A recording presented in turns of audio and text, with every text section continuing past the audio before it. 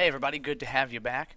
Today we'll begin a section in which we cover two of the most seismically important events in all of classical Greek history. That would be the Persian Wars and the Peloponnesian War. Now, just like the last section, we're going to break this one up into two parts. Part 1, today's screencast, is going to be about the Persian Wars, and Part 2, the next screencast, will cover the Peloponnesian War.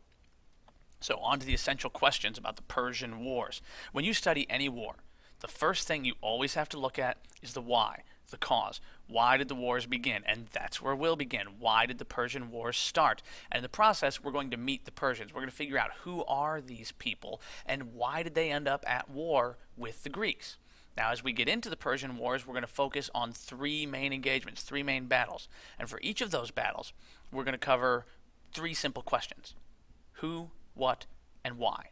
Who was involved? What happened in the battle, and why is it significant? Okay, the three battles we're going to look at are the Battle of Marathon. What happened in this battle? Why is it significant? The Battle of Thermopylae. We'll meet some major characters like King Leonidas of Sparta. Who is he? Why is he important? What happened at this battle? Why is this battle significant? And finally, a naval engagement, the Battle of Salamis. We'll talk about an Athenian leader, a guy named Themistocles. Who is he? Why is he important? What happened at this battle? Why is this battle significant? Thus, without further ado, let's begin. So by 500 BC, the greatest outside threat to the Greek city-states is the Persian Empire. The Persian Empire at the time is the largest, the wealthiest, the most powerful empire in the ancient world. It has a territory that spans parts of three continents, parts of Europe, parts of Africa, a big chunk of Asia. So they are by far the most powerful and imposing empire in the ancient world, and the Greeks are going to be up against them. But today in popular culture, the Persians really have a very bad reputation. Why is that, and who are these people anyway?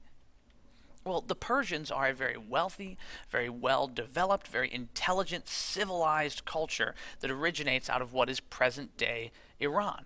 These guys wrote poetry, they wrote philosophy, they wrote stories, they wrote epics, they created great works of art, great works of architecture, they traded, they were wealthy. In a lot of ways, Persia's like Rome before Rome is Rome. They had an empire that spanned parts of three continents. They broke that empire up into provinces with provincial governors. The Romans built thousands and thousands of miles of roadways. The Persians built one massive long highway that stretched across its empire, connecting all the major cities. Trade flowed freely from one end of the territory to the other. The main religion in Persia was something called Zoroastrianism, which, much like Western religion today, preached the idea of one God, a battle between good and evil, concepts of heaven and hell. Oh, also, unlike in Greece, in Persia, slavery was completely illegal. There was no slavery allowed in Persian territory because Zoroastrianism expressly forbid slavery. So really, Persia doesn't sound all that bad, and they weren't. Now, I'll say this for Persia. The Persians were ruled by a single all-powerful emperor, right? And this single all-powerful emperor was supposed to be viewed as the embodiment of a living god on earth, which is very par for the course for people from that part of the world at that time. And this singular all-powerful emperor ruled the Persian Empire from a capital city called Persepolis, located in present-day Iran. Now, the Persian Wars begin when the Persian Empire conquers the Greek city-states of Ionia in Asia Minor. Ionia, as we should remember, is located here on the coast of what is present-day Turkey. And when the Dark Ages rolled around, if you remember that far back, many of the Mycenaean Greeks left and went to Ionia, and then eventually 300 years later they came back, and that ended the Dark Age. Well, there's still a lot of Greek city-states in Ionia. And those Greek city-states, they just got conquered by the Persians. Now, the Greeks favor democracy. We know that. And because the Persians are ruled by an emperor that you're supposed to look at as a living god, the Greeks despised living under Persian control. As a result, the Ionians rebelled against the Persians. And when they rebelled against Persia, they asked their mainland Greek brethren for help. And Athens was the only city who responded for this call for help. And the Athenians sent money, they sent military aid to support the Ionian rebels. And it brought a lot of success to the Ionian rebels. They burned cities, they defeated Persian armies. Well, eventually the Persians suppressed this bloody uprising. But the Persians never forgot Athens, and they never forgot that Athens meddled and messed around in what the Persians believed was a Persian matter. So they never forgot Athens' involvement in the rebellion.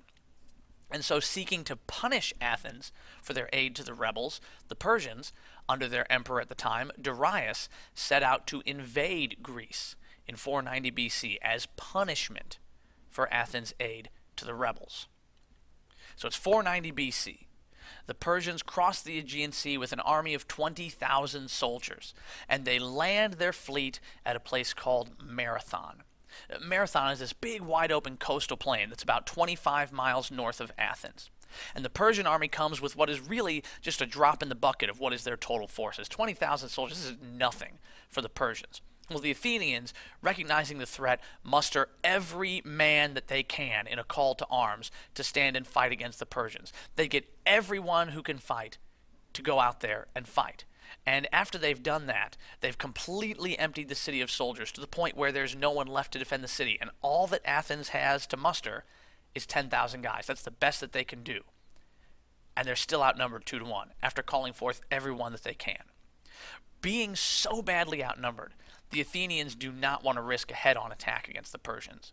So when the Athenian army gets to Marathon, instead of trying to fight the Persians, they just block off all the mountain passes that would allow exit from Marathon.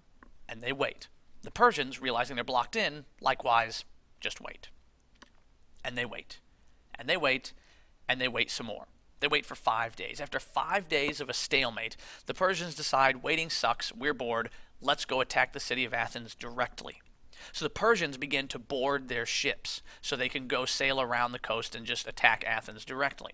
Now remember, there's no one left to defend the city because all the soldiers are there on the battlefield. And the Athenians realize the trouble that they're in. They know the Persians are boarding the ships and they're running out of options. Now, the Athenians get a little bit lucky here because when the Persians board their ships, the first soldiers to board are the cavalry. And that's important because the cavalry are the most important part of the Persian army and the biggest threat to the Greek phalanx. And the Persians board their cavalry first. So now all of a sudden, there is no Persian cavalry on the battlefield. And when the Athenians realize that the light Persian infantry has no cavalry support, they see their chance to attack. And they have no other choice because there's no one left to defend Athens. They attack now or Athens is a goner. And if you're the Persians, you don't really think you're going to fight. You think you're going to go attack Athens. So you kind of let your guard down. You're not really prepared. The cavalry's already on the ships. Well, imagine their surprise when they see the Athenian phalanx rumbling down the hills and then breaking into a dead run. 10,000 heavily armored Athenian hoplites headed straight for 20,000 Persian light infantry. Well, the Persian light infantry with no cavalry support is no match for the heavily armored Athenian phalanx. The Persians are routed, the Persians are beaten back, and they are forced to retreat.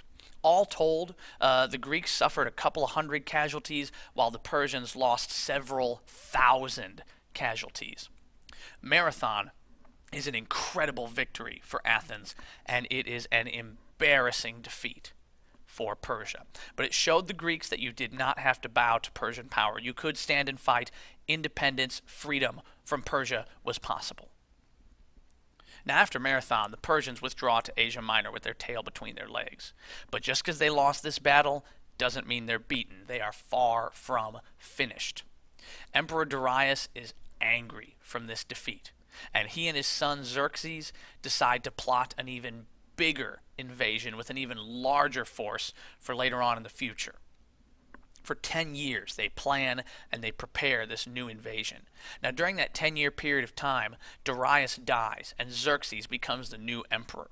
So after 10 years after Marathon in 480 BC, when the new Persian army comes, it's now fighting under the direct command of the emperor Xerxes. And this time there's no messing around. There's no sissy little 20,000 man army. This time the Persians are serious. They bring with them 200,000 soldiers. An army of this magnitude is brought for one purpose: the subjugation, the conquest, and the destruction of Greece. And this gigantic army's real advantage is its size. But its biggest disadvantage is also its size, because with an army so large, you cannot supply that army by land. So an equally large navy had to follow this army everywhere in order to keep them supplied. Now, if you are the Greeks, you are facing a threat like you have never seen before. And for all of Greece to survive this Persian threat, the Athenians knew that Athens nor any other city in Greece can stand alone. And an Athenian general by the name of Themistocles, a veteran of the Battle of Marathon, devises a plan that he believes can beat the Persians. But he knows that that plan is going to require the Greeks to do something that they have never done before, and that is to unite and fight as one. Themistocles is convinced that the Persians can be defeated. The Persian army can be defeated by destroying the Persian navy. Destroying the Persian navy would cut the army off from supplies, and he devises a two-part plan. Part one calls for the Athenian navy to fight and destroy the Persian navy. Part two calls for somebody to stand and fight against the Persian army. Now, the goal of this army, this ground force, would not be to defeat the Persians or destroy the Persians, but just slow them down, delay them long enough so they can't link up with the navy, so the Athenians can destroy the Persian navy. And this ground attack sounds like a suicide mission, so who better to lead it than a Spartan? The ground force for the delaying tactic would be led by the Spartan king, a guy named Leonidas. And Leonidas really gets a pretty small force of allied Greeks, only 7,000 soldiers. And of that 7,000, only 300 are Spartans. And these 7,000 guys are going to have to stand firm against 200,000 Persians. Well, given that numbers are not to his advantage, Leonidas knows he has to use strategy and geography to his advantage. So Leonidas chooses for the Greek army to make their stand at a narrow mountain pass called Thermopylae. And he reasons that the narrow geography would force the Persians into a bottleneck, slow them down, bottle them up, and make it easier for a smaller number of Greeks to fight a larger number of Persians. Brilliant plan, really. And so at Thermopylae, they make their camp and they make their stand. And along comes the 200,000 strong Persian army. And Emperor Darius himself demands that the Greeks lay down their weapons and surrender. And it is said, it is written, that Leonidas responded with one of the greatest lines in all of Greek history. In Greek, he says, "Molon lave," which translated into English means, "come and take it." And so for 3 days, that's just what the Persians tried to do. And for 3 days, the Greeks fought tooth and nail and held them off, held the Persians at bay. But after 3 days, some Greek turns traitor and goes over to the Persians and tells them about a secret mountain pass that would allow the Persians to sneak around behind the Greeks to surround them.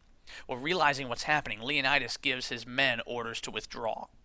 But some of the men had to stay and keep fighting this Persian army, because if everybody leaves, the Persians are just going to roll through, and who knows what happens to the rest of Greece. So someone has to stay behind. So Leonidas, his 300 Spartans, and a contingent from Thespia and Thebes stay behind to continue the fight. And Leonidas and his men fight to the very last. But eventually, they are obviously overwhelmed and defeated. Their heroic last stand is a tactical defeat, but it gives the cities to the south enough time to evacuate, and more importantly, it provides inspiration and hope for all the Greeks for the remainder of the war, which is something they desperately needed. Oh, it also provided Themistocles time to put his naval plan into action. Because you see, as the Persian army was delayed, the Athenian navy was engaging the Persian navy. The battle at Thermopylae provided Themistocles with the time he needed to do this. So Themistocles and the Athenian navy lure the much larger Persian navy into a very narrow body of water near a tiny island called Salamis, the Strait of Salamis. And the Persian ships, being very large and very slow, could not maneuver in this narrow space of water. It's a lot like what Leonidas did at Thermopylae. Well, the Athenian ships are much smaller, much faster, and much more maneuverable. And so in the very tight space, the Athenian ships are able to outmaneuver the Persians and pick them off one by one. And the victory, the naval victory at the Battle of Salamis, is so complete, so utter in its annihilation, that nearly the entire Persian fleet is destroyed. With the defeat of his navy, Xerxes withdraws from Greece and returns to Persia. He leaves a lot of his army behind, but without adequate supplies, the remaining Persian army is defeated by the alliance of Greeks within a year. So in uniting, the Greeks defeated the much more powerful Persians, they maintained their freedom, they maintained their independence, and they ushered in a new era of growth and prosperity that we like to call the Golden Age of Greece. However, the Persian Wars is the first and the only time that the Greeks would ever unite. So we took a look at the Persian Wars today, guys. We looked at the beginning of the Persian Wars. Why did they start? And then we broke down three important battles: Marathon, Thermopylae, Salamis. The who, the what, and the why. Who was involved? What happened? And why was it important? Be ready to discuss all of these topics the next time that we meet.